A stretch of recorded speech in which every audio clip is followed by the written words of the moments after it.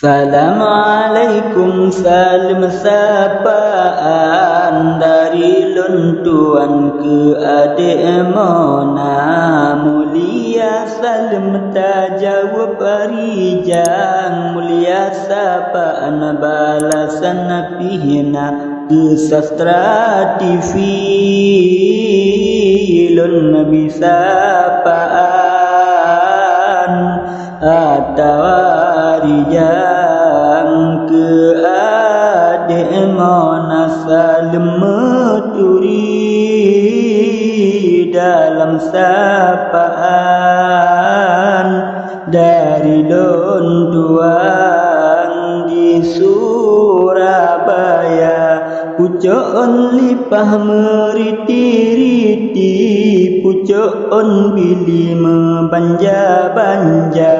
Salam sapaan hantu walun nabri ke Sastra TV ngan adik Mona. Megah di langsa na pelabuhan, megah di Sabang tempat wisata, megah dan pantun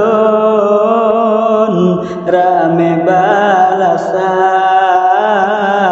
yang bede intan dapan dan rupa. Dajak ulang sama liwet jalan tumbuh medan arah meriti. Di kota Binjai asai lentuan yang pokarangan ke Sastra TV. Megah di Biren na Gampung Juli, megah di na Gede dua gata de Mona. Lempah datari mirangan bibi mi amba muka. Dari tada rupa haide putih di ramehan sakri yang pegah cinta. Tapi di ulun haide putih di takut han sakri nak ucap cinta. Salam sapaan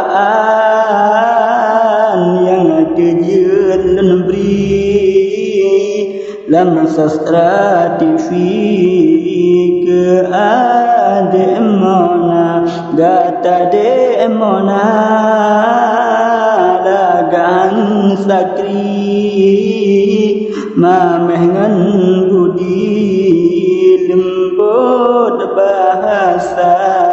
Ulun tepikan haide putih di wajah tari gata de Mona. Di dalam pantun jangan ulun beri dalam Sastra TV lun sebut nama nama mada.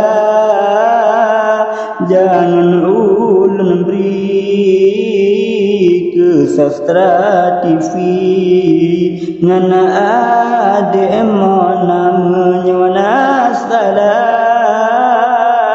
abalam merawi ke ulun beri maaf berat.